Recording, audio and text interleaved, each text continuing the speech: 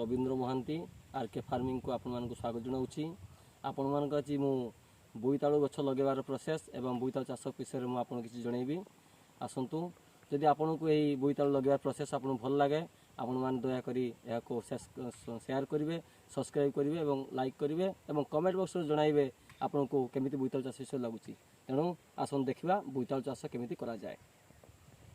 आपन ये गोटे मंदा तैयारी कराई किसी प्रथमे 2 फुट रे 1 फुट गात करी से गुंडी माटी करी किसी खत दे जैविक खत दे से मंजी पुतिबा। मंजी पुतिला परे एमती गछ गुड़िक उठिबो।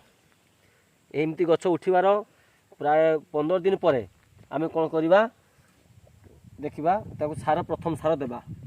15 दिन पर गछरे एमती हिसार थी ताको प्रथम सार कुड़ा खुसा करिया अल्प जैविक सार एवं किसी अनुसार देई ताको कुड़ा खुसा करवा। या परवर्ती पर्यायर कि दिन पर देखा आम जो गोटे गछ जो मसेकर होते आपन को देखा केमी प्रोसेस कौन कराब देखिए गछ एमती तार 2 थर तार द्वितीय कुड़ा खुसा करके द्वितीय सार देदेबा। तापर जदि आपन को किसी रोग पोक लगु थाए ताको निम्ब जातीय तेल रे ताको स्प्रे करी से गुड़ी को रोग पोक मुक्त पाई परिबा। तापर आपन देखिबा 1.5 मास पर गछ गुड़ी परिस्थिति केमिति हेतिबो।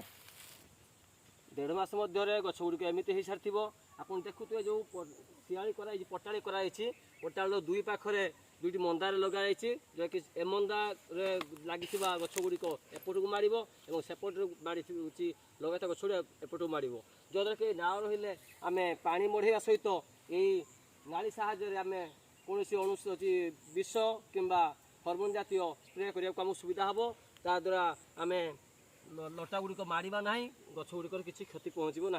मझे मझे लटा गुड़िक नाली को पलि आसो एमती आड़े दे सीधा करदे जहाँकि नाली गुड़िक सफा रही मरिया सुविधा हम एवं विष स्प्रे विष कि हर्मोन किसी स्प्रे करने आप सुविधा हम।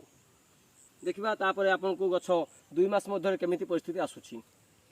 2 मास मध्य गछ गुड़िक परिस्थिति एमती हो सारी जहाँकि फूल फल आसवा समय हो सारी 2 मास मध्य सही समय कौन करेंगे आपड़ कि हर्मोन स्प्रे कले ये फल गुड़िक नष्ट हो ना, बोरन स्प्रे कले फल गुड़िक सुखब ना।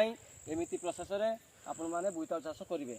यह द्वारा आम 1 एकर जमी आमको प्रायतः 200 क्विंटाल अधिक बोईतालु आम अमल कर 1 एकर जमी आम चाष करती 200 क्विंटाल बोईतालु अधिक आम अमल कर आम शंकर जातीय जदि आम मंजीटी व्यवहार करथिबा शंकर जातीय मंजी व्यवहार करी 200 क्विंटाल अधिक फल आम अमल कर।